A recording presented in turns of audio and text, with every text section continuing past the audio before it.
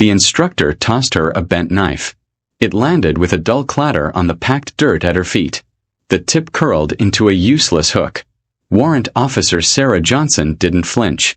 She simply looked down at the mangled piece of steel, then back up at the instructor, Sergeant Blake, whose face was a mask of smug superiority.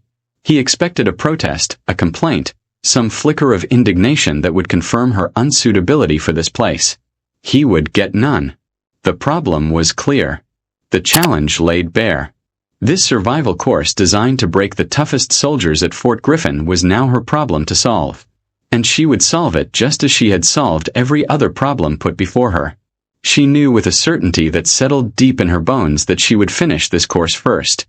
The bent knife was not an obstacle. It was merely a detail. The cold Alaskan air bit at any exposed skin, a constant predatory presence. Fort Griffin was a place of hard lines and harder men, a forward operating base carved out of the unforgiving tundra. It smelled of pine, diesel, and institutional skepticism. Sarah had arrived 2 days ago, a transfer from a records department so heavily redacted it was mostly black ink. Her presence was an anomaly. A quiet, severe woman in her late 30s dropped into a world of brash, masculine confidence. She was assigned to Colonel Mason's command, and from the moment she stood before his desk, she was a problem he didn't want.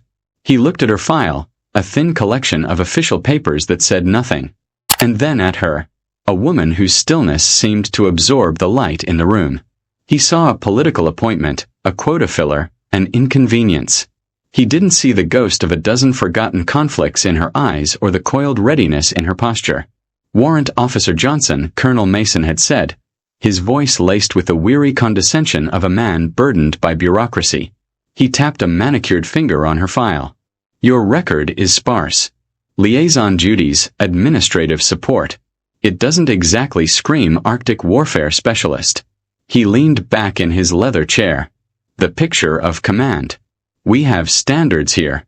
This isn't a place for desk jockeys to get a wilderness badge. Sarah said nothing. She simply met his gaze, her own expression unreadable. Her silence was a vacuum, and it unnerved him. He wanted a reaction, something to latch onto, to justify his immediate dislike. He found only a placid depth like a frozen lake. I'm assigning you to the advanced survival, evasion, resistance, and escape course. It starts tomorrow. Sergeant Blake runs a tight ship. It's our most demanding program. Most wash out. The unspoken words hung in the air. You will wash out. It wasn't a suggestion. It was an expectation and order. He was setting her up to fail, to be sent back to whatever quiet corner of the military she'd crawled out of. Sarah gave a single precise nod. Understood, sir. The lack of argument, of any plea for a different assignment, seemed to irritate him further. He waved a dismissive hand. That will be all. She turned and walked out, her footsteps silent on the polished floor, leaving the colonel stewing in a silence she had created. The next morning, in the pre-dawn gloom of the briefing hangar, the air was thick with nervous energy and bravado. 20 soldiers, mostly young, cocky infantrymen, checked their gear, their laughter loud and brittle. They were the best the base had to offer, hand-picked for the SEER course. Sarah stood apart, a solitary figure near a wall map of the Chugach National Forest. She wasn't checking her gear. She had already done that twice with a meticulousness that bordered on ritual. Instead, she was observing. She watched the way a young Private Miller fumbled with the straps on his pack, his weight unevenly distributed. She saw how another, Carter, had packed his water bladders on the outside, vulnerable to puncture. She noted the subtle tremor in the hands of a corporal who was trying too hard to look relaxed. She absorbed it all, cataloging weaknesses, assessing strengths, building a mental schematic of the human terrain. Sergeant Blake strode into the center of the room. A bulldog of a man with a chest full of ribbons and a voice like gravel grinding. Listen up. The chatter died instantly. Blake's eyes swept the room, pausing with theatrical disdain when they landed on Sarah. This course is designed to find your breaking point. The forest doesn't care about your rank, your feelings, or your gender. The jab was obvious, and a few of the younger soldiers snickered. Sarah's expression remained unchanged. She was studying the weather charts on the wall, her mind already miles away, calculating barometric pressure and wind direction. The storm front was moving in faster than the official forecast predicted. That was the real enemy, not this posturing man. The gear issue was last. Blake handed out the standard issue bar knives one by one. When he got to Sarah, he paused. He looked down at the last knife in the box, then back at her. With a deliberate motion, he picked it up, walked over to a steel support beam, and slammed the tip of the blade against it. The sharp crack echoed in the hangar. He bent down, picked up the damaged knife, and tossed it to her. "Last one, warrant officer," he said, his voice dripping with false sympathy. "Make it work." The bent tip was a declaration. "You are less. You are not welcome. You will fail." Sarah caught the knife. She examined the damage for a moment, her thumb tracing the warped steel. It was a poor tool for stabbing, but the bend gave it a new potential. Could be a hook, a gouge, a scraper, a tool for peeling bark. Her mind didn't see a broken weapon. It saw a modified instrument. She secured it to her webbing without a word and met his gaze. In her eyes, there was no anger, no fear, no insult. There was only focus, a quiet, terrifying focus that Blake, for the first time, found he could not quite decipher. The pressure began the moment the helicopter's ramp dropped. The wind hit them like a physical blow, a wall of freezing air and driving sleet. The drop zone was a desolate muskeg patch miles from any discernible landmark. The landscape a monotonous blur of stunted spruce and gray sky. The plan, as Blake had briefed it, was simple. Navigate 20 miles east to a designated extraction point within 48 hours, living off the land. But the plan had not accounted for the storm accelerating. Within an hour, the sleet had turned to heavy wet snow. Visibility dropping to less than 50 feet. The temperature plummeted. The easy confidence from the briefing hangar evaporated, replaced by a grim, head-down trudging. The compasses were unreliable. The magnetic deviation in the region notoriously tricky. The GPS units, their primary navigation tool, began to flicker and die. The cold draining their batteries with ruthless efficiency. Panic, cold and sharp, began to prick at the edges of the group. "Sergeant, we've lost the signal," a soldier shouted over the howling wind. "Can't get a fix." Blake, his own face a mask of frustration, fiddled with his own device. Nothing. They were blind. "Stick together. Follow me," he yelled, trying to project an authority his voice no longer fully carried. He was a good instructor in a controlled environment. This was no longer controlled. Sarah moved at the rear of the column, a silent observer. While others fought against the storm, she seemed to move with it. Her pace was steady, economical. She didn't waste energy fighting the wind. She leaned into it using its force. Her eyes were constantly scanning, not at the useless electronics, but at the world around her. She noted the direction the lichen grew on the trees, the subtle slope of the land, the way the snow drifts formed on the leeward side of the ridges. She was reading a map no one else could see. The first real crisis came 3 hours in. Private Miller, the one whose pack she'd noted, unbalanced, slipped on an ice-slicked rock and went down hard. A sickening crack echoed, followed by a sharp cry of pain. His leg was bent at an unnatural angle. Compound fracture. Blake swore, his face pale. The team's medic rushed over, but his hands were shaking so badly from the cold, he could barely open his medkit. The soldier was going into shock, his breathing shallow, his skin clammy. The situation was deteriorating rapidly. This was no longer a training exercise. It was a potential fatality as the medic fumbled with frozen bandages and Blake barked useless orders into a dead radio. Sarah acted. She knelt beside Miller, her movements calm and deliberate. "Hold him steady," she said, her voice cutting through the rising panic. It wasn't a request. The other soldiers, desperate for direction, complied instantly. She ignored the medkit. Its contents were designed for a different kind of war. She pulled the bent knife from its sheath. The men watched, confused, as she moved to a nearby birch tree. Using the hooked tip of the blade, she stripped away a long, wide section of bark with practiced ease. The hooked point was perfect for getting under the tough outer layer. She then used the straight part of the blade to shave the soft cambium layer from the inside of the bark into a small pile. "Carter," she said, her eyes finding the other young private. "Your pack, the pine branches you collected."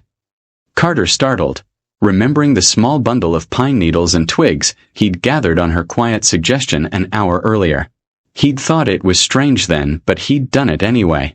He handed them over. Sarah crushed the pine needles, mixing them with the birch shavings. She had created a crude, natural antiseptic and analgesic paste.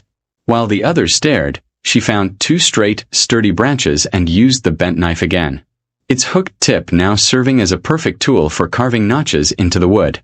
She produced a length of cord from her own pack, cord she had taken the time to waterproof with beeswax the night before. With swift, efficient motions, she applied the paste to the wound, laid the branches alongside Miller's leg, and began to fashion a splint. Her knots were complex but tied in seconds. A series of locking hitches that distributed pressure evenly without cutting off circulation. The entire process took less than 5 minutes. When she was done, Miller's leg was immobilized, the bleeding was controlled, and the pained lines on his face had softened slightly. He was still in danger, but he was stable. The group stood in stunned silence. She had taken a useless tool and a desperate situation and created order from chaos. She hadn't raised her voice. She hadn't bragged. She had simply acted. She looked up at Blake, her gaze level. "He needs to be kept warm. We need to build a shelter now. The temperature is still dropping." Sergeant Blake looked from the expertly crafted splint to the bent knife in her hand, and then to the woman who wielded it. The smugness was gone from his face, replaced by a bewildering mix of shock and something that looked unervingly like respect. For the first time, he saw not a female warrant officer, but a survivor. The dynamic of the group had irrevocably shifted. The quiet woman at the back of the column was now their center of gravity. Blake, to his credit, recognized the change. His authority had been shattered by the storm and his own indecision. Her competence had been forged in it. He gave a curt nod. "Find a spot." He had ceded command without saying the words. Sarah didn't acknowledge the transfer of power. She simply scanned the terrain. She pointed toward a dense copse of spruce trees, their low-hanging branches already heavy with snow. "There. The trees will provide a windbreak, and the snow depth will be good for insulation." She led the way, her steps sure-footed. The other soldiers followed without question, carrying the injured Miller on a makeshift stretcher they'd fashioned under her direction. At the chosen spot, she orchestrated the construction of a quinzee, a type of snow shelter. She showed them how to pile up the snow, packing it down, and then how to hollow it out. She used her bent knife again, the hook perfect for scooping and carving the packed snow. While the others worked, she took Carter aside. "We need water and fire." She handed him his canteen. "Find a place where the snow is clean and deep. Pack it in. Your body heat will start the melting process." She then turned her attention to fire.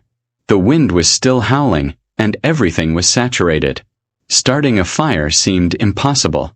Sarah found a dead standing birch. She used the knife to strip away the damp outer bark, revealing the dry, papery layers beneath. She shaved off thin curls, protecting them from the wind with her own body. From a small waterproof pouch at her belt, she produced a ferrocerium rod and a striker. No matches, no lighter, just the basics. She had practiced this 1,000 times in 1,000 different places, in rain, in snow, in mud. Her hands were steady despite the cold. She struck the rod, sending a shower of hot sparks into the tinder bundle. It smoldered, then caught. A tiny, precious flame flickered to life. She nurtured it carefully, adding progressively larger pieces of wood she'd instructed the others to gather, until a small, sustainable fire was crackling in the lee of the shelter. Back at Fort Griffin, in the warmth of the command center, Colonel Mason stared at a map. The storm had grounded all air support. The SEER team's trackers had gone dark hours ago. They were officially lost. He felt a knot of cold dread tightening in his stomach. Losing a team was a commander's nightmare. It was a failure that would stain his entire career. A junior officer approached him. "Sir, We got a brief, corrupted signal burst from Sergeant Blake's emergency beacon. Not enough for a location lock, but it relayed a single data packet. What is it? Mason snapped. The officer hesitated. It's a biomonitor reading, sir. Standard for all participants. It shows heart rate, core body temperature, stress levels. He pointed to a line graph on the screen. 19 of the 20 participants show elevated heart rates and significant drops in core temperature, all within expected parameters for distress. And the 20th? Mason asked, his eyes narrowing. The officer highlighted a single steady line on the graph. This one, sir. Heart rate is 60 beats per minute. Core temperature is stable at 98.6 degrees. No signs of stress. It's Warrant Officer Johnson. Mason stared at the flat line amidst a sea of frantic spikes. It made no sense. In the heart of a deadly storm with a lost team and at least one injury, one person was exhibiting the physiological signs of someone sitting calmly in a quiet room. The anomaly was so profound it was unnerving. His dismissal of her, his condescending words, echoed in his mind. He had sent a desk jockey to her breaking point, but the data on the screen told a different story. It suggested that out in that frozen hell, the storm itself might have met its match. By the second day, the storm had broken, leaving behind a world of pristine, deadly white. The sun was a pale disk in a steel-gray sky, offering little warmth. Inside the Quincy, the team had survived the night. The fire, carefully tended in shifts, had kept the worst of the cold at bay. Miller was stable, his fever from the infection having broken thanks to a willow bark tea Sarah had brewed. The soldiers looked at her with a kind of reverence. She had become their provider, their guide, their leader. She had shown them how to make cordage from tree roots, how to identify edible lichens, and how to navigate by the sun and shadows. She spoke little, but when she did, her words were precise and impactful. There was no wasted motion, no wasted breath. The next major obstacle presented itself at midday. A river swollen with meltwater from the storm. Its current a churning gray torrent. It was twice as wide as it should have been on the map and impossibly dangerous to cross. Their designated extraction point was on the other side. Blake, now acting as her second in command, looked at the obstacle with a grimace. Standard procedure is to find a narrower point upstream or build a raft. That could take a day, maybe more. Miller can't wait that long. He looked to Sarah, his question unspoken. Her eyes scanned the opposite bank, then the trees on their side. She saw a tall, sturdy spruce that had fallen, its trunk reaching halfway across the river before being snagged by the current. It wasn't a bridge, but it was an anchor. "We're not going around," she said. "We're going over." She outlined a plan that was audacious, dangerous, and technically brilliant. They would create a Tyrolean traverse, a rope bridge. It was a technique taught in advanced mountaineering courses, not standard infantry survival. But they lacked proper ropes and climbing gear. They would have to improvise everything. For the next hour, she put them to work. Under her direction, they gathered every scrap of cordage they had, from bootlaces to pack straps and even the internal strands of their paracord. Sarah, using a technique of braiding and weaving, began to construct a single strong rope from these disparate pieces. Her hands moved with a blur of efficiency, tying knots most of them had never seen before. The result was a rope of remarkable strength. The next challenge was getting it across the river. Sarah took a rock and the length of remaining cord. She tied a specialized knot, a climber's throwing knot, to give it weight and balance. She stood at the river's edge, swinging the rock in a slow, deliberate circle, gauging the wind and the distance. The men watched in silence. It was an almost impossible throw. She released it. The rock sailed in a perfect arc, the line unspooling behind it, and landed squarely over a thick branch of the fallen tree on the other side. A collective sigh of relief went through the group. She had made it look easy. Using the thin cord, they pulled their heavier, improvised rope across and secured it, creating a taut line that sagged only slightly over the raging water.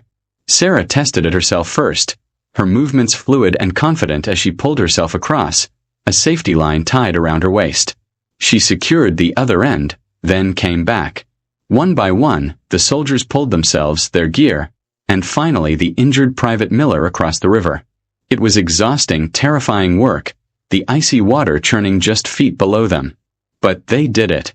They were a team forged by her will and her expertise.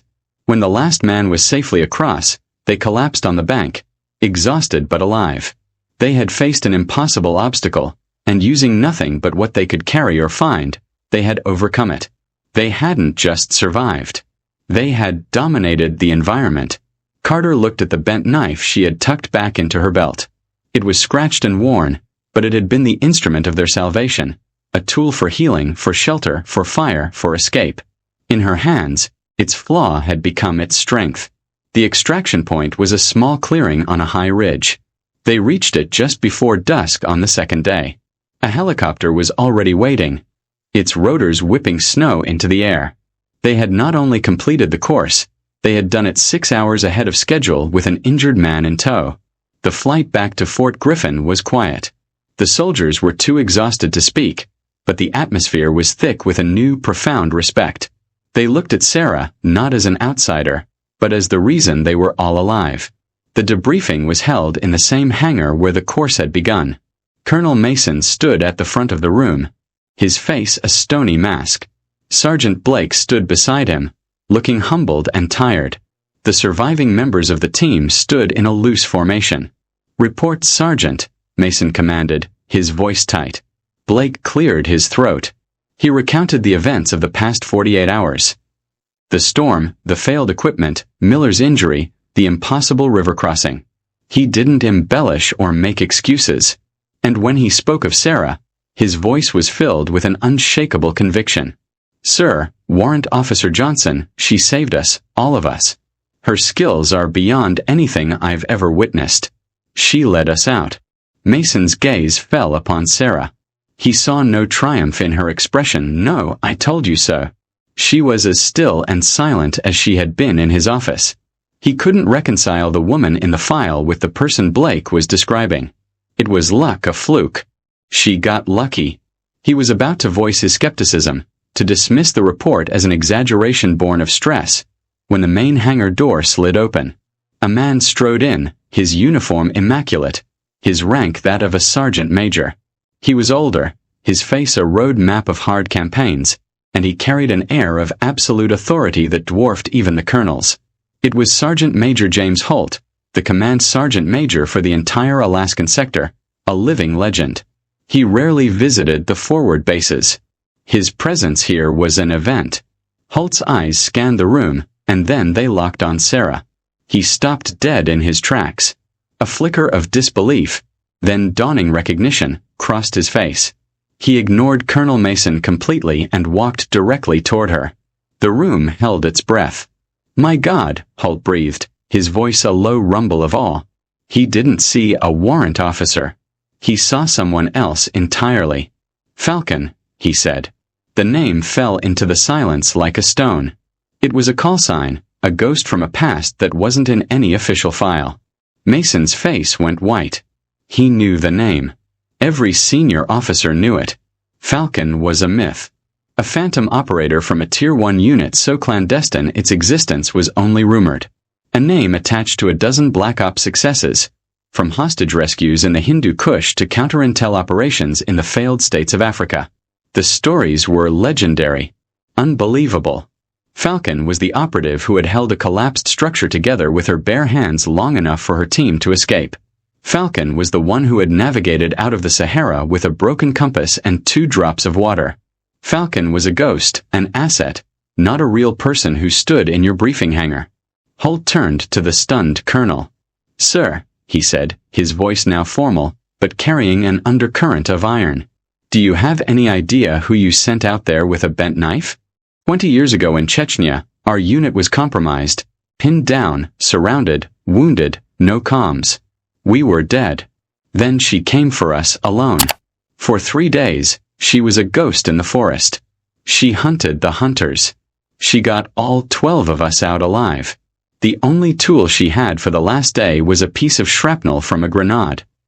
He looked back at Sarah. His eyes filled with a respect so profound it was almost worship. "Her name isn't in the files because the things she's done are not fit for files. She's here for a quiet tour before retirement. She's earned it. The silence in the hangar was absolute, heavy with the weight of Holt's revelation. The 20 young soldiers stared at Sarah, their expressions shifting from respect to outright awe. They hadn't been led by a quiet warrant officer. They had been saved by a legend. Private Miller, leaning on a pair of crutches, felt a shiver run down his spine that had nothing to do with the cold. The hands that had so gently and expertly set his broken leg were the same hands that had dismantled an enemy force. Carter thought of the quiet advice to gather pine needles, the calm way she had started a fire in the storm. It wasn't just survival training. It was an instinct honed in the deadliest places on Earth. Sergeant Blake looked as if he'd been physically struck. The man who had mocked her, who had deliberately given her a handicap, was staring at a woman who had likely forgotten more about survival than he would ever know. The bent knife wasn't an insult. It was a joke. He had handed a master artisan a broken tool, and she had built a miracle with it. His face burned with a shame so deep it was painful. Colonel Mason felt the floor drop out from under him. His arrogance, his dismissive certainty, now seemed like the naive posturing of a child. He had looked at a queen and seen a pawn. He had tried to break a woman who was, by all accounts, unbreakable. The redacted file, the quiet demeanor, the lack of a service record, it all made a terrifying kind of sense now. She wasn't hiding a lack of experience. She was hiding a history too violent and too classified for public record. He cleared his throat, the sound unnaturally loud in the still room. "Warrant Officer Johnson," he began, the name feeling inadequate on his tongue. He didn't know what to say. An apology felt small, an order absurd. He simply stood there, his authority stripped away, not by insubordination, but by a competence so vast it defied his understanding of the military hierarchy. Sarah met his gaze. There was no triumph in her eyes, no vindication. There was only the same quiet, placid depth. She had not done any of this to prove him wrong. She had done it because it was what needed to be done. The survival of the team was the mission. His opinion was irrelevant. She gave a slight, almost imperceptible nod, an acknowledgement that the debriefing was over. She turned to leave. As she walked past the formation of soldiers, Private Carter, acting on pure instinct, snapped to attention and rendered the sharpest salute of his life. One by one, the others followed, their movements crisp and unified. It was a spontaneous, heartfelt gesture of ultimate respect. Even Sergeant Blake raised a hand to his brow, his salute a silent apology and a pledge of fealty. Sarah walked through the hangar, the sound of her solitary footsteps echoing in the vast space. She didn't acknowledge the salutes, but everyone in the room knew she had seen them. She had earned them. Later that evening, Sarah sat on the edge of her bunk in the sterile, impersonal barracks room. It was quiet.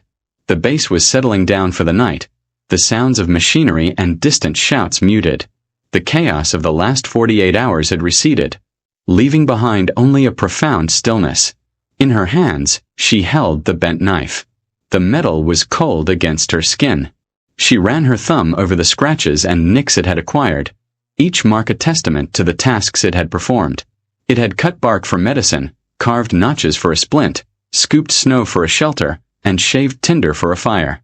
It was a flawed, damaged thing, an object of contempt meant to signify her failure. But it had not failed. She had not failed. She looked at the hooked tip, the deliberate imperfection that was meant to be her undoing. From a small maintenance kit on her nightstand, she took out a small flat stone and a whetstone. She didn't try to hammer the tip straight. The bend was part of its story now. Part of her story here. Instead, with patient, practiced strokes, she began to sharpen the blade.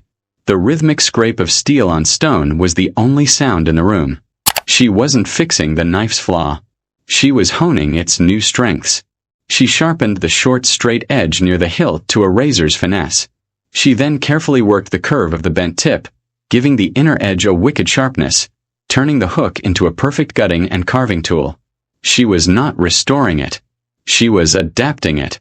She was making it hers. The metal began to gleam under the dim barracks light, its purpose renewed, redefined. It was no longer just a bent knife.